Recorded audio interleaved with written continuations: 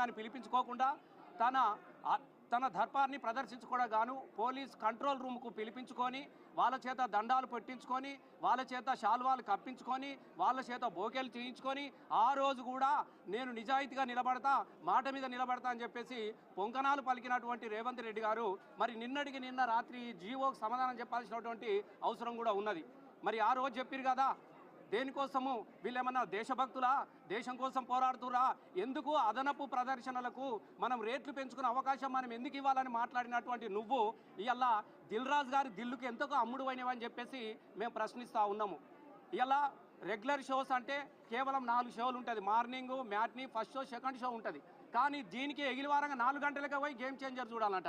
మరి ఆ గేమ్ చేంజర్కు నిన్నేం గేమ్ చేంజర్ చేసిండో ఇలా చెప్పాల్సినటువంటి అవసరం ఉన్నది. మబ్బుల 4 గంటలకు లేచి ఇక తెలంగాణలోకి ఏం పనిపాట లేదు, ఇలా నిర్మాత మాట్లాడుతూ ఉంటాడు. అయ్యా దిల్ రాజు గారు మేము ఒకటే అడుగుతా ఉన్నాం, మేము మొదటి నుంచి కూడా చెప్తా ఉన్నాం, తెలంగాణ ఉద్యమంలో నుంచి కూడా చెప్తా ఉన్నాము, నీ మనిషి రాజు మాత్రమే ఇక్కడ ఉంటాడు, ఢిల్లీ ఎప్పుడూ ఆంధ్ర దిక్కే ఉంటుందని మేము మొదటి నుంచి కూడా చెప్తూనే ఉన్నాం. ఇవాళ కూడా గదే మాట్లాడుతూ ఉన్నాం. మొన్నటికి నిజామాబాద్లో ఆయన యొక్క సినిమా సంక్రాంతికి వస్తున్నాం అనే సినిమా ఆడియో ఫంక్షన్లో మాట్లాడినటువంటి మాటలను ఇవాళ తెలంగాణ ప్రజలందరూ కూడా మర్చిపోలేదు. తెలంగాణ ప్రజలంటే కేవలము మటన్ ముక్కకు కళ్ళును మాత్రమే ఆదరిస్తారు, అవిటికి మాత్రమే ఊపినిస్తారు, కానీ సినిమాలకు ఇవ్వరని చెప్పినాడు. ఇంత అవమానకరమైనటువంటి మాటలు మాట్లాడినటువంటి దిల్ రాజు గారి సినిమాను తెలంగాణ ప్రజలందరూ కూడా తిరస్కరించాలని చెప్పేసి మేము కోరుకుంటా ఉన్నాం. తెలంగాణ సంస్కృతిని అవమానించే విధంగా, ఎందుకంటే తెలంగాణలో సావైనా బతుకైనా పండుగైనా కళ్ళు ఉంటుంది, తప్పకుండా దాని వెనుక మటను ఉంటుంది, చికెన్ ఉంటుంది. ఇలా ఆఖరికి నువ్వు తీసిన బలగంలో కూడా ఆత్మ శాంతించాలంటే కళ్ళు పెట్టి మటన్ ముక్క పెడితే అక్కడ నల్లిబొక్క కోసమే ఒక సినిమా తీసుకొని మరి నల్లిబొక్క మీద, కళ్ళు మీద, తెలంగాణ ప్రజల సంస్కృతి మీద, ఆత్మల మీద, ఆప్యాయతల మీద తీసినటువంటి సినిమాకు నిన్ను ఎంత గొప్పగా ఆదరించారో నువ్వు మర్చిపోయినటువంటి, కృతజ్ఞత లేనటువంటి వ్యక్తిగా మేము చూస్తూ ఉన్నాం. ఎందుకనంటే మీరు ఆ రోజు కూడా మీరు చూసినారు, అరే మా కోసం ఒక బలగం అద్భుతమైన సినిమా తీసుకుంటే ఊర్లల్లో పరదాలు కట్టుకొని ఎవరికి వాళ్ళుగా ఊరంతా సినిమాలు చూసి నేను ఎంత గొప్పగా ఆదరించిర్రో దాన్ని నువ్వు మర్చిపోయి ఇవాళ అవమానించే విధంగా కేవలం నీ సినిమాలు ఆంధ్రలో నడిపించుకోవడానికి కోసము ఇవాళ వాళ్ళను పొగుడుతూ మాట్లాడినటువంటి దిల్ రాజు గారు, మరి దిల్ రాజు గారి సినిమాని కానీ అలాగే దిల్ రాజు గారికి ఎంతకు అమ్ముడు పోయిండో ముఖ్యమంత్రి అని చెప్పేసి మేము అడుగుతా ఉన్నాం. మరి మిగతా 2 షోలు మరి నీ బెనిఫిట్ కోసమో ప్రదర్శిస్తున్నారా అని చెప్పేసి ఇలా తెలంగాణ ప్రజలు కూడా అందరూ అనుమాన పడతా ఉన్నారు. కాబట్టి కనీసము మాట మీద నిలబడ్డటువంటి వ్యక్తి ఇలా ఎవ్వరు ప్రశ్నించినా కూడా, ఎవ్వరు అడిగినా కూడా ఏదో ఒక దానిలో ఇరికియడము, కేసులు పెట్టేదాని మీద ఉన్నటువంటి శ్రద్ధ, 6 గ్యారంటీలు అమలు చేసే దాని మీద పెట్టినటువంటి శ్రద్ధ కేవలం ప్రశ్నించే వాళ్ళ మీదనే పెడుతూ ఇలా తెలంగాణను ఒక అయోమయానికి గురి చేస్తూ తెలంగాణను ఆగం చేస్తున్నటువంటి ముఖ్యమంత్రి వైఖరిని మనం అందరం కూడా ఖండిద్దాం. ఖచ్చితంగా తెలంగాణ ప్రజలకు మాట మీద నిలబడలేనటువంటి ముఖ్యమంత్రి గారి మాటను మనం అందరం కూడా తిరస్కరించాలి. ఇలా అదనపు షోలు ఎవరి కోసము, ఎవరి బెనిఫిట్ కోసము ఇలా ప్రదర్శిస్తూ ఉన్నారో ఆ సినిమాటోగ్రఫీ మంత్రి పాపం ఆయనకి ఎట్టయినా విలువ లేదు, ఆయన ఏం మాట్లాడుతుండో ఆయనకే తెలియదు. ఆయన కూడా మస్తు మాట్లాడిండు, పానం పోయినా పర్వాలేదు, తలకా ఎగిపడ్డా పర్వాలేదు, అదనపు షోకు అవకాశం ఇచ్చేది లేదన్నటువంటి మాట్లాడినటువంటి మరి మంత్రి గారు, ముఖ్యమంత్రి గారికి ఇలా ఈ రోజు వరకు ఇవాళ వాళ్ళిద్దరు కూడా సమాధానం చెప్పాల్సినటువంటి అవసరం ఉన్నది.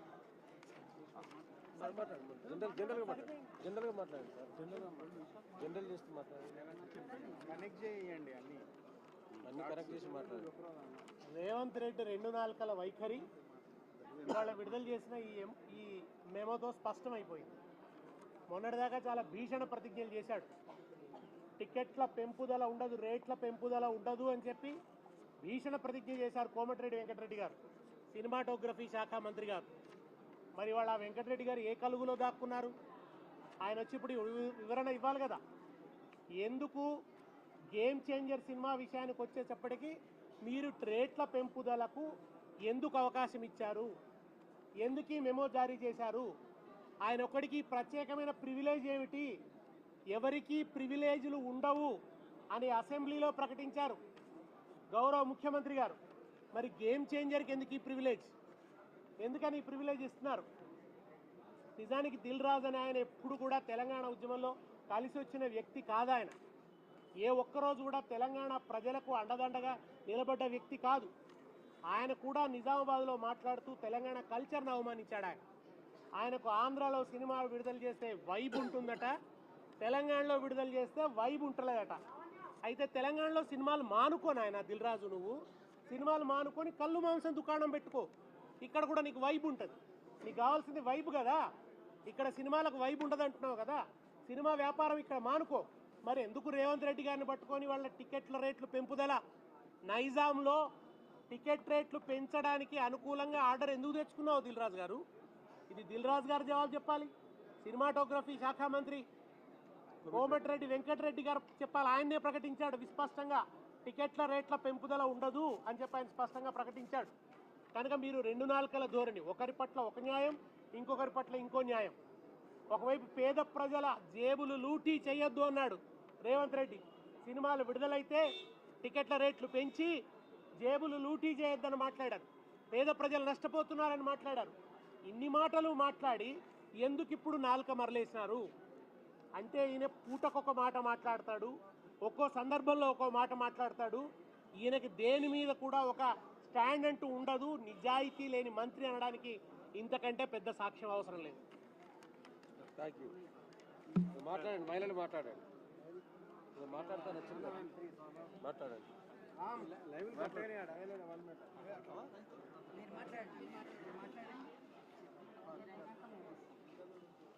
దిగరాదు, అన్నీ పక్కకు దిగు, వద్దు లేదు, నేను దిగుతాను.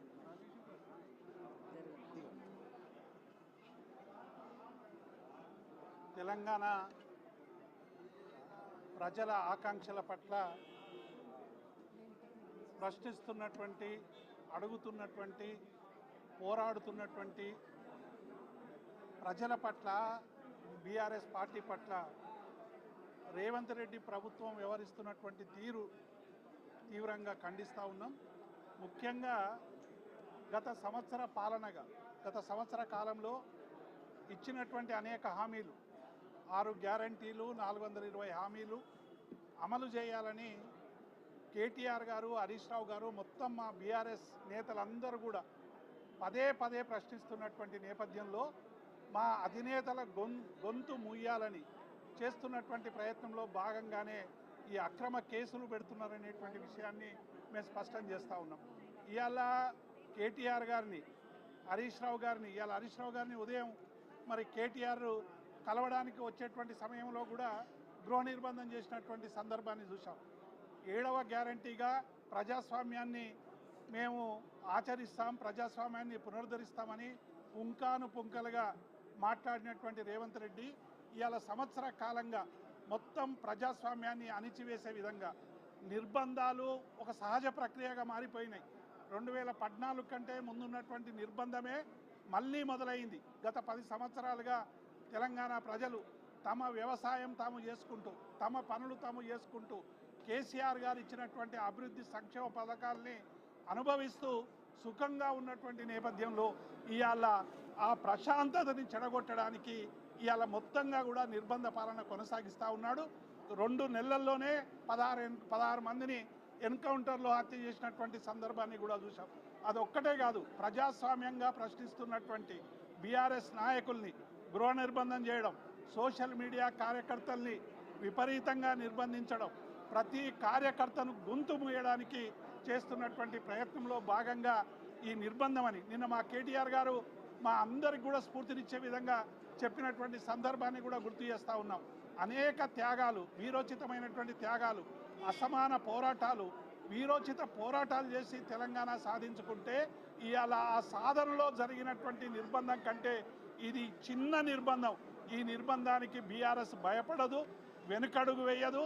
కేసీఆర్ నాయకత్వంలో 60 లక్షల మంది సైన్యం డెఫినెట్గా రేవంత్ రెడ్డి చేస్తున్నటువంటి ఈ రాక్షస క్రీడని ప్రతిఘటించడానికి అందరం కూడా ఒక్కటిగా ఉంటాం, ఒక్కటిగా నిలుస్తాం, రోజు ప్రశ్నిస్తూనే ఉంటాం అనేటువంటి విషయాన్ని మేము గుర్తు చేస్తూ ఉన్నాం.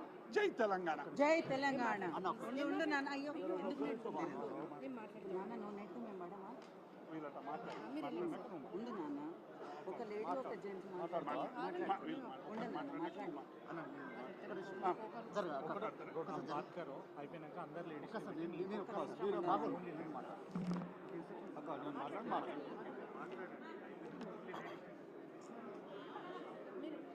ఈరోజు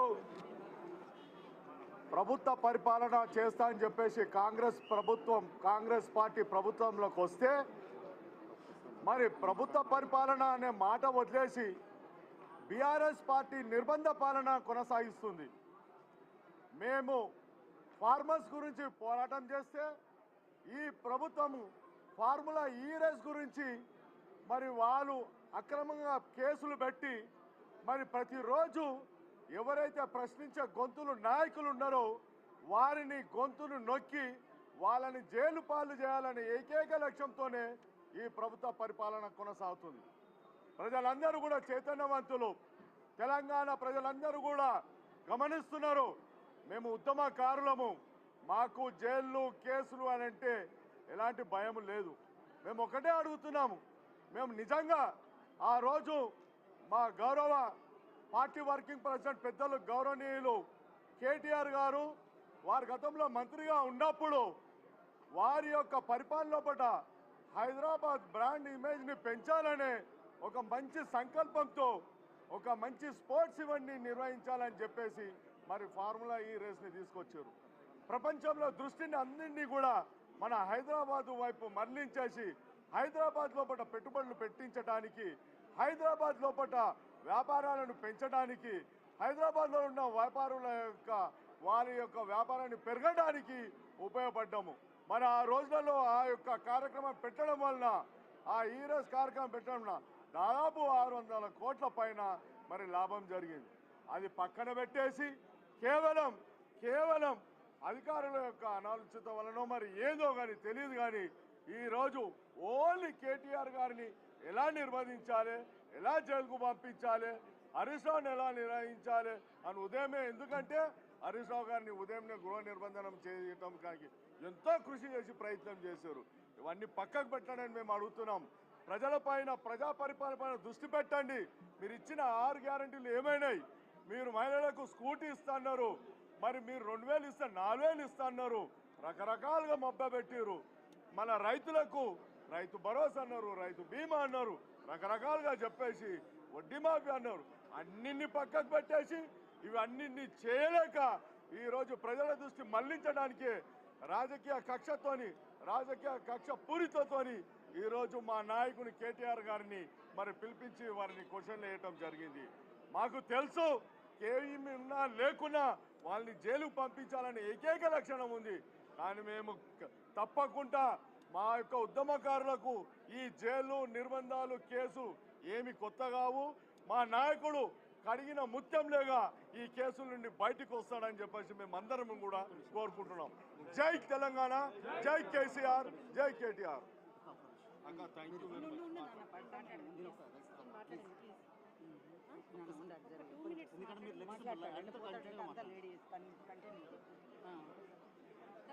తొందర మాట్లాడండి అన్న. మరి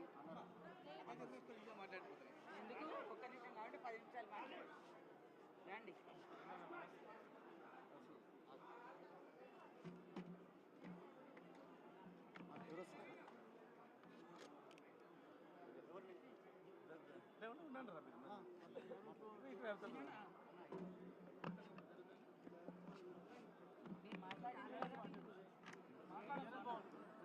నక్కలు ఉద్యమకారులు కనపడాలని అంటే తిరుపతి గురించి మాట్లాడు. తిరుపతి ఇన్సిడెంట్ మాట్లాడతా కన్వర్తలు ఉంటే మన పార్టీ బేస్ మొన్న ఆల్రెడీ మిమ్మల్ని ఓకేనా?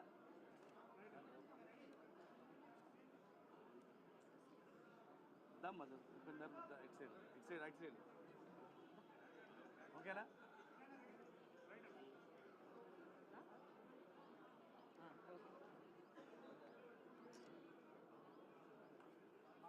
ఓకే. నిన్న తిరుపతిలో జరిగినటువంటి సంఘటన చాలా దురదృష్టకరం, బాధాకరం. చనిపోయిన కుటుంబాలకు ప్రగాఢమైనటువంటి సంతాపం వ్యక్తం చేస్తూ ఉన్నాం. ఆంధ్రప్రదేశ్ ప్రభుత్వానికి మరియు టీటీడీ బోర్డు వాళ్ళందరికీ కూడా మేము విజ్ఞప్తి, ఇలాంటివి జరగకుండా పకడ్బందీ ఏర్పాట్లు చేసుకోవాల్సిన అవసరం ఉంది. లోపాలను పరిశీలించుకోవాల్సిన అవసరం ఉంది. లోపాలను సరిదిద్దుకోవాల్సిన అవసరం ఉంది. బ్రహ్మోత్సవాలు కానీ,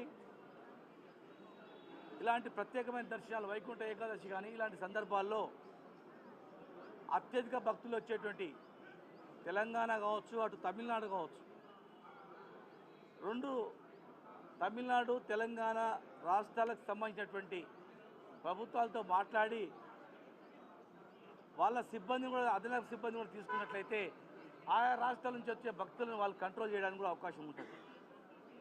రెండవది, ఇలాంటి సందర్భాల్లో టోకన్లు ఉన్న వాళ్ళు మాత్రమే పోవడానికి అవకాశం ఉంటుంది పైకి. కానీ టోకన్లు దొరుకుతాయని చెప్పి 10 మంది వెళ్తారు, కొంతమందికి మాత్రం అవకాశం ఉంటుంది. ఇలాంటి సందర్భాల్లో ఇప్పుడు హైదరాబాద్లో టీటీడీ కార్యాలయం ఉంది. ఇక్కడ కూడా ఆ టోకన్ సౌకర్యాలు, బుకింగ్ సౌకర్యాలు ఇక్కడ ఏర్పాటు చేస్తే ఎవరికైతే దర్శనం టోకన్ దొరుకుతుందో వాళ్ళు మాత్రమే అక్కడ దర్శనం పోతారు. అన్నప్పుడు తొక్కిసలాట జరగదు. టోకన్ దొరకకపోయినా ట్రై చేద్దామని పోయి చాలామంది ఆ గుంపులో ఇలాంటి సంఘటన జరిగే అవకాశం ఉంది. కనుక మీరు ఆలోచన చేసి హైదరాబాద్లో కూడా ఆ టోకన్ సౌకర్యం కలిగేటువంటి ఏర్పాటు ఇక్కడ, ప్లస్ బాధ్యులను గుర్తించి, లోపాలను గుర్తించి అలాంటి జరగకుండా చేయాలి. గతంలో మేము మా మనోభావాలను అక్కడ తెలియజేసినాం. అత్యధిక తెలంగాణ భక్తులు వస్తారు కనుక మమ్మల్ని కూడా ఈక్వల్ చూడాలని, దాన్ని వాళ్ళు స్వీకరించి మరి ఆ ఏర్పాటు కూడా చేయడం జరిగింది. చాలామంది రకరకాలుగా విమర్శలు మాట్లాడినా అంతిమంగా వాళ్ళు ఆలోచన చేసారు, వీళ్ళు అడిగిన దానిలో ధర్మం ఉంది, అత్యధిక తెలంగాణ భక్తులు వస్తున్నారు కనుక ఆ భక్తులకు, సామాన్య భక్తులకు కానీ ఇతరులకు కానీ ఈక్వల్గా చేద్దామని చెప్పి చేయడం జరిగింది. ఈ విషయంలో కూడా మేము చెప్తా ఉన్నాం, ఆ ప్రాంతంలో దేవుడు ఉండొచ్చు, కానీ ప్రతి ఇంటికి, తెలంగాణలో ప్రతి ఇంటి దైవం ఆ వెంకటేశ్వర స్వామి. ప్రతి కుటుంబం ఆడికి పోవాల్సిందే. కనుక అక్కడ దర్శనానికి ఇక్కడ కౌంటర్లు ఏర్పాటు చేయండి. చాలామంది భక్తులు అక్కడ పనిచేయడానికి, సేవ చేయడానికి కూడా వస్తారు. ఇంకా ఏవైనా సహకారం ఉంటే మేమందరం కూడా చేయడానికి సిద్ధంగా ఉన్నాం. ఆ లోపాలను గుర్తించి సరిచేయాలి. దేవుని ప్లేస్ కనుక మేము ఎక్కువ మాట్లాడలేకపోతున్నాం. దయచేసి మీరే సమీక్షించుకొని పునరావృతం కాకుండా చేయాలా. ఎవరైతే గాయపడిన వాళ్ళు ఉన్నారో మరి అక్కడ ఒకవేళ వైద్యం సరిగా అందకపోతే హైదరాబాద్ పంపిస్తే ఆ గాయపడినటువంటి వాళ్ళందరినీ మేము దగ్గరుండి బాగు చేయిస్తాం. రెండు రాష్ట్రాలను కలిసిమెలిసి అభివృద్ధి చేసుకుందామన్నాం, కలిసిమెలిసి ఉండాలన్నాం. దేవుని దగ్గర కూడా వ్యత్యాసాలు ఉండొద్దని చెప్పినాం. ఇంకా ఏమైనా వ్యత్యాసాలను సరి చేసుకోవాలని చెప్పి కూడా ఈ సందర్భంగా విజ్ఞప్తి చేస్తున్నాం.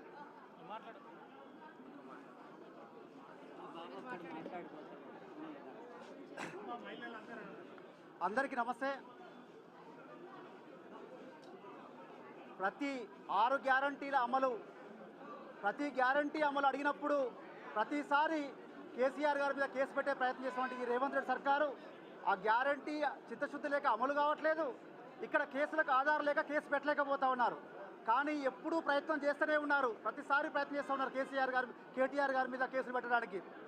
ఈరోజు మా నాయకుడు ఎంత గొప్ప నాయకుడు అంటే, ఈరోజు ఏసీబీ విచారణకు పోకుంటూ ఏమి జరిగినప్పటికీ కూడా కార్యకర్తలు ఇబ్బంది పడద్దు, ఆత్మరక్షణ కోల్పోవద్దు, మీరు అందరిలా కాకుండా ఏ డైవర్షన్ పాలిటిక్స్ చేస్తూ ఉందో ఈ రేవంత్ రెడ్డి సర్కారు, అవన్నిటిని మనం తిప్పికొట్టాల్సిన అవసరం ఉంది.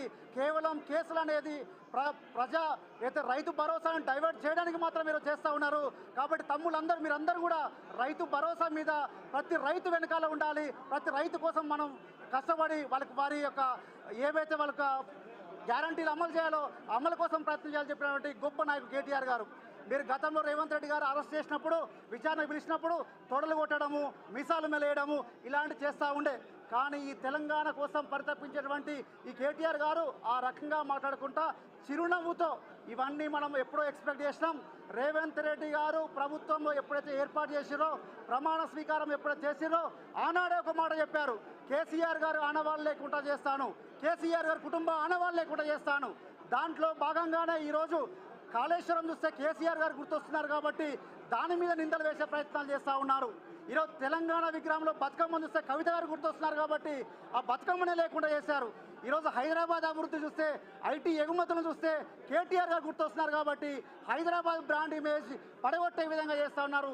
అందులో భాగంగానే ఈరోజు ఫార్ములా ఏదైతే ఈ రేస్ని కూడా రద్దు చేయడం జరిగింది. దాంట్లో తప్పు పట్టినటువంటి హైదరాబాద్ మేధావర్గం, తెలంగాణ మేధావర్గం ఈరోజు మీరు చేయడం తప్పు అంటే దాన్ని డైవర్ట్ చేయడం కోసం గతంలో జరిగింది ఈ రకంగా జరిగింది కాబట్టి, ప్రొసీజర్లో ప్రాబ్లం జరిగింది కాబట్టి అవినీతి నిరోధక శాఖ అని చెప్పి ఈరోజు కేటీఆర్ గారి మీద అక్రమ కేసులు బనాయిస్తూ ఉన్నారు. ఏది ఏమైనప్పటికీ కూడా హైకోర్టులో వారి అడ్వకేట్ చెప్తా ఉన్నారు, ఎక్కడ కూడా అవినీతి జరగలేదు, ప్రొసీజర్లో మాత్రమే తప్పు జరిగిందని చెప్పి. ఒకవేళ ప్రొసీజర్ తప్పు జరిగితే అవినీతిని ఏ రకంగా మాట్లాడుతూ ఉన్నారు? ఈరోజు మీ కాంగ్రెస్ పార్టీ, సోషల్ మీడియా అందరూ కూడా అవినీతి మీద విచిత్రమైనటువంటి వాదనలు వినిపిస్తూ ఉన్నారు. క్విడ్ ప్రోకో అనే విచిత్రమైన వాదనలు వినిపిస్తూ ఉన్నారు. అంటే కాంగ్రెస్ పార్టీ నాయకులు కనిపించిన క్విడ్ ప్రోకో మరి ప్రభుత్వానికి ఎందుకు కనిపించట్లేదు? ఏసీబీ లేఖలో ఎక్కడ క్విడ్ ప్రోకో అనే పదం ఎక్కడ వాడలేదు. నిజంగా మీరు క్విడ్ ప్రోకో అంటే ఈరోజు రేవంత్ రెడ్డి గారు వాడుతున్నటువంటి కారు TH07 FF 0007 9 అనే కారు కూడా KLSR కంపెనీది. ఆ కంపెనీ పేరు మీద ఉన్నటువంటి ఆ కారు ఆ తర్వాత మీరు అధికారంలోకి వచ్చిన తర్వాత వారికి 168 కోట్ల కాంట్రాక్ట్ ఇవ్వడం జరిగింది. ఇది క్విడ్ ప్రోకో రేవంత్ రెడ్డి గారు, దీన్ని క్విడ్ ప్రోకో అంటారు. ఆ తర్వాత మెగా కృష్ణారెడ్డి దగ్గర 115 కోట్ల ఎలక్ట్రల్ బాండ్ మీరు తీసుకున్నారు.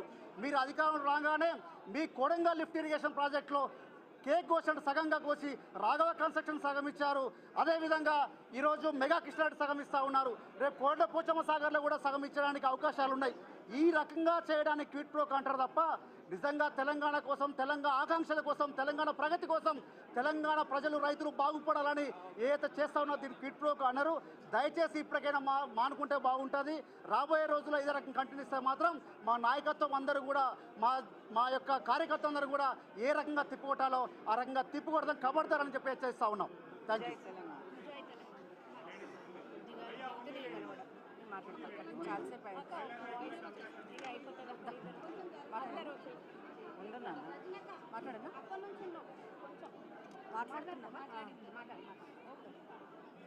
బీఆర్ఎస్ పార్టీలో ప్రధాన నేతగా వ్యవహరిస్తున్నటువంటి కేటీఆర్ గారిని ఉద్దేశపూర్వకంగా కుట్రపూరితంగా ఏదో రకంగా బదనాం చేయాలి, బురద జల్లాలన్న ఉద్దేశంతో ఈ కేసులు ఏవో పెడుతున్నట్టుగా ప్రజలందరూ కూడా గుర్తించారు.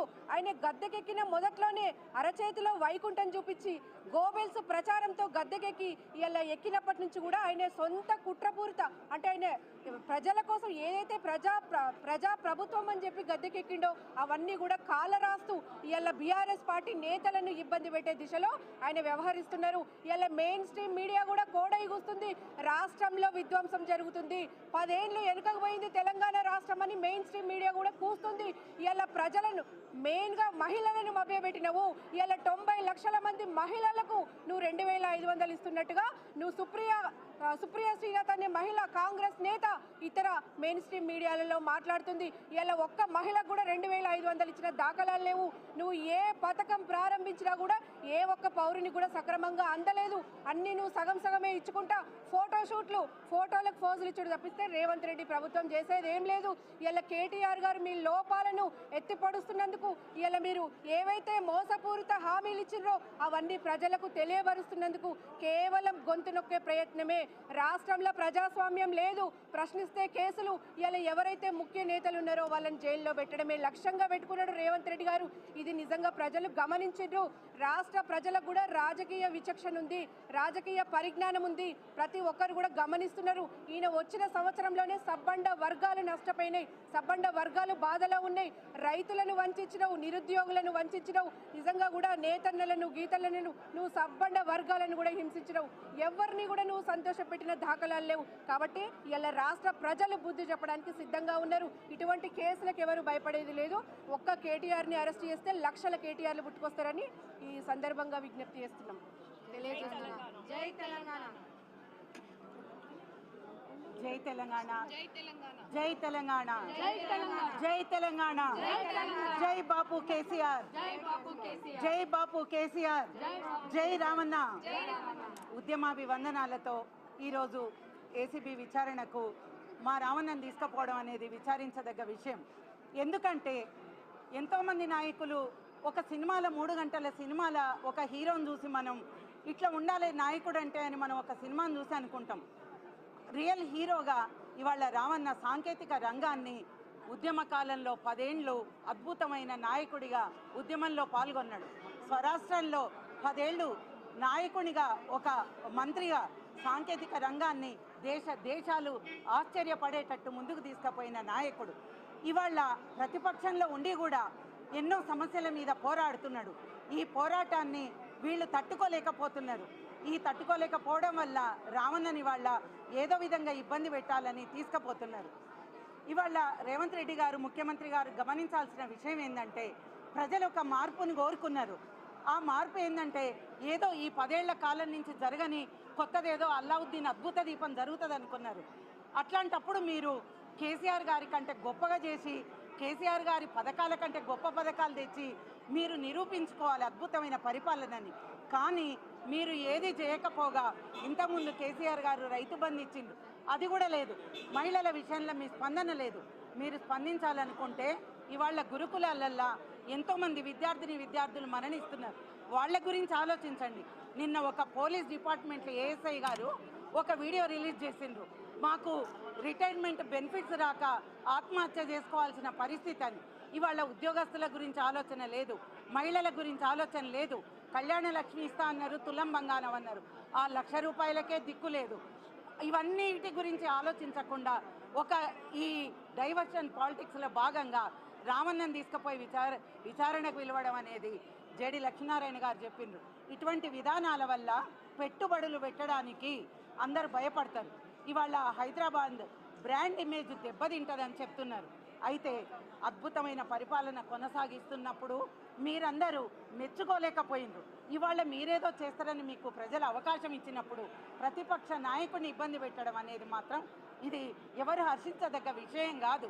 ఎన్నో రంగాలల్లో రామన్న ఇవాళ అద్భుతమైన వాక్చాతుర్యం, ఇంగ్లీష్లో మాట్లాడినా, ఉర్దూలో మాట్లాడినా, తెలుగులో మాట్లాడినా అందరు చూసి నేర్చుకునే విధంగా ఉన్నది. ఇది నిన్ననే చెప్పిండు మా రామన్న, ఇది పోరాట నామ సంవత్సరం అని. ఇట్లాంటి నిర్బంధాలు చెరసాలలు అనేవి మాకేం కొత్త కాదు, ఉద్యమాలు కొత్త కాదు. వీటన్నిటినీ ఛేదించుకొని మేము పోరాడగలమని చెప్తూ రామన్న వైపున మేమందరం మహిళా లోకం నిలబడతామని వాగ్దానం చేస్తూ జై తెలంగాణ. జై తెలంగాణ. అర్పిత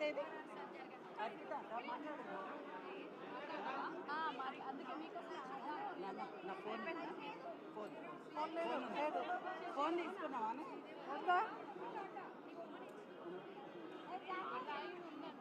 లేదా బందా? ఎందుకు లేడీస్ రాగానే బంద్ అవుతుందా? మీరు మహిళలు రాగానే బంద్ చేసేటట్టు మీరు మాట్లాడతారా? మాట్లాడతాను, నా తర్వాత మాట్లాడతాను. అందరికీ నమస్కారం. నేను ఆదిలాబాద్ డిస్టిక్ ఉట్నూర్ జడ్పీటీసీ, మాజీ జడ్పీటీసీ చారులత రాథోడ్ మాట్లాడుతున్నాను. ఇవాళ ఏదైతే కేటీఆర్ గారిని నిర్బంధించి ఏదైతే విచారణ చేస్తున్నారో, విచారణ పూర్తి కాకముందే జైల్లో వేస్తాము, ఆల్రెడీ నిర్బంధం చేశాము, జైల్లో వెళ్తారు కేటీఆర్ గారు అని చెప్పేసి గత 10 రోజుల నుంచి ఏదైతే దుష్ప్రచారం జరుగుతుందో దాన్ని ఖండించుకుంటూ ఇవాళ మేము బీఆర్ఎస్ నాయకులము, కార్యకర్తలం అందరం ఇవాళ భవన్లో వచ్చి ఇవాళ నిరసన తెలుపుతున్నాము. ఎందుకంటే కేటీఆర్ గారు చేసింది ఏదైతే హైదరాబాద్ ఇమేజ్ పెంచడానికే తప్ప వేరే విషయం కాదని చెప్పి తెలుసుకోవాలి.